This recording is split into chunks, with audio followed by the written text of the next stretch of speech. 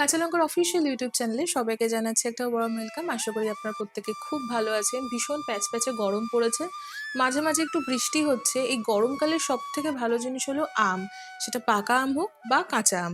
আজকে কাঁচা আমের একটা রেসিপি শেয়ার করব। আমার চ্যানেলে আমের নানা ধরনের রেসিপি আছে, তবে এই পুরো মে মাসটা কিন্তু আমি প্রতিবারই চেষ্টা করি আমের নানা ধরনের রেসিপি আপনাদের সাথে শেয়ার করতে।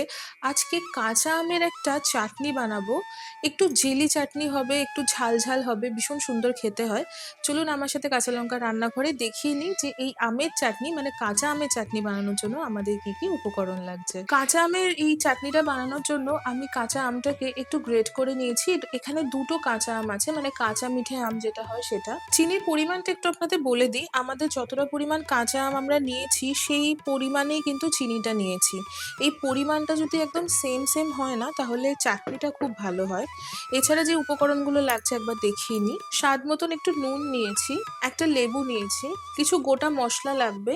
গোটা ধনে নিয়েছি 1 টিস্পুন মতো, 4টে শুকনো লঙ্কা আছে, হাফ টিস্পুন মতো জোয়ান নিয়েছি, 1 টেবিল স্পুন মতো গোটা জিরে নিয়েছি, 1 টেবিল স্পুন মতো গোটা মৌরি, একটু ভাঙা কাজু নিয়েছি, একটুখানি কিশমিশ নিয়েছি, আর হাফ টিস্পুন মতো লাল লঙ্কার গুঁড়ো নিয়ে আমাদের মোটামুটি কটাই উপকরণ লাগছে রান্নাটা শুরু করব। এই যে রান্নাটা বা এই যে চাটনিটা বানাবো এর কিন্তু মেন ইনগ্রিডিয়েন্ট হচ্ছে আম ছাড়াও একটা ভাজা মশলা। ভাজা মশলা বানানো রেসিপি আমি অনেকবার আমাদের চ্যানেলে শেয়ার করেছি, বাট পার্টিকুলারলি এই আমের চাটনিটা বানানোর জন্য আমি কিভাবে ভাজা মশলাটা বানাচ্ছি সেটা একবার দেখিয়ে নিই চলুন। ওই মশলাটা হয়ে গেলে কিন্তু আমের চাটনি বানাতে বেশিক্ষণ লাগবে না। আচ্ছা, ভাজা মশলাটা বানাতে শুরু করি।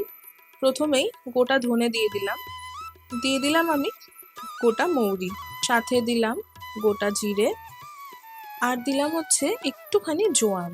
এবার আমি দুটো শুকনো লঙ্কা দিলাম। ভাজা মশলা বানানোর যেটা নিয়ম সবাই জানে, সেটা হচ্ছে একটুখানি ড্রাই রোস্ট করে নিতে হবে। এটাকে বেশ ভালো করে আমরা ড্রাই রোস্ট করে নেব।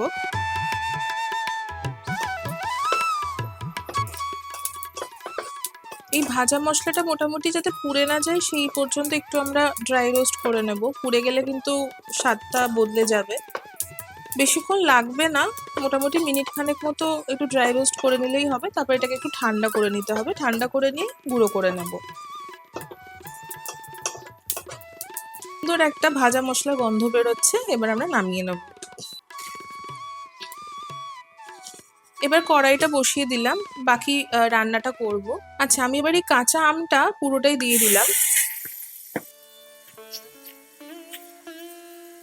কাঁচা আমটা দিয়েই আমি চিনিটা দিয়ে দেবো। চিনি এবং কাঁচা আমটাকে একটু ভালো করে মিশিয়ে নেব। এটা যেহেতু কাঁচা আমটাকে আমরা একদম গ্রেট করে নিয়েছি, এই জন্য আমটা সেদ্ধ হতে কিন্তু একদম বেশি সময় লাগবে না, খুব তাড়াতাড়ি হয়ে যাবে। চিনিটা ভালো করে একটু মিশিয়ে নিতে হবে।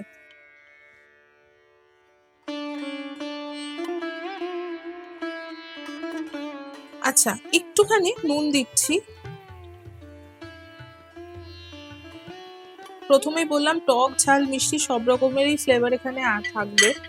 চিনিটা যেহেতু দিয়েছি, চিনিটার সাথে ব্যালেন্স করার জন্য একটুখানি নুন দিয়ে দিলাম। এবার একটু জল দেব।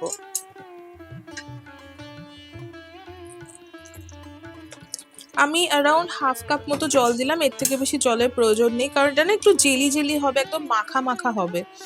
আমটা সেদ্ধ হতে যতটুকু জল লাগে, যদিও ওই যে প্রথমেই বললাম আম সেদ্ধ হতে বেশি সময় লাগবে না, কারণ আমটা একদম গ্রেট করা আছে। এটা একটু সেদ্ধ হোক, ততক্ষণে ভাজা মশলাটা একটু গুঁড়ো করে নিই।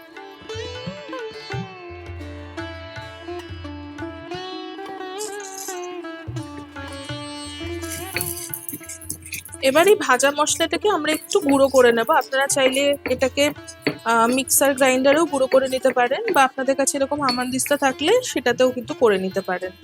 এটা একটু বেশি করে রাখলে ভালো, অনেক সময় চাটনি টাটনি করলে বা অনেক রান্নাতে ভাজা মশলা তো লাগেই। যদিও আমাদের এতটা লাগবে না, আমি একটু বেশি করেই করে রাখলাম।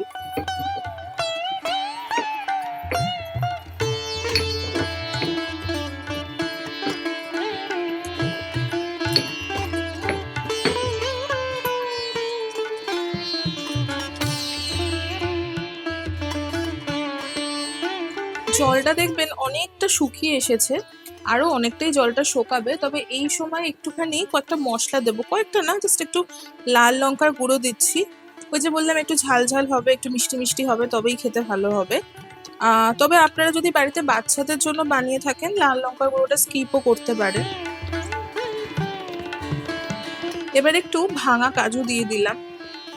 এবার একটু কিশমিশ দেব। একটু মিশিয়ে নিচ্ছি সবকিছু। ভালো করে সবকিছু মিশিয়ে নিয়েছি। এবার একটু ভাজা মশলাটা দিয়ে দিই।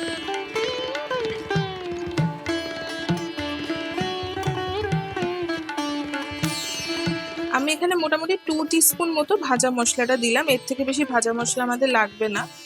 এটাকে না আমাদের আরো একটু শুকিয়ে নিতে হবে। দেখুন যতটা জল আছে ততটা জলও কিন্তু থাকবে না। দেখুন চাটনিটা কিন্তু একদম থকথকে হয়ে গেছে, জলটা একদম নেই। এবার না একটু লেবুর রস দেবো। লেবুর রসটা দিলে খুব ভালো লাগে খেতে। চলুন একটু লেবুটা কেটে নিই। পুরোটা তো লেবু লাগবে না, খুব সামান্যই লাগবে।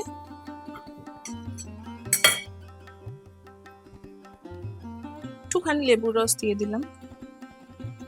আমাদের কাঁচা আমের চাটনি কিন্তু একদম তৈরি হয়ে গেছে। এবার এটাকে গরম গরম সার্ভ করব।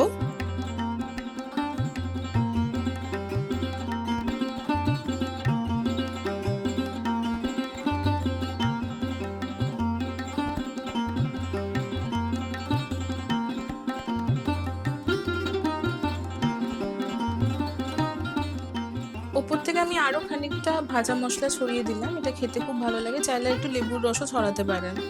দেখা হচ্ছে কাঁচা লঙ্কার আরও একটা সুন্দর রেসিপির সাথে। ততক্ষণের জন্য প্রত্যেকে খুব ভালো থাকবেন, সুস্থ থাকবেন, আর কাঁচা লঙ্কাকে এভাবেই ভালোবাসা আর সাপোর্ট দিতে থাকবেন। See you soon and happy cooking.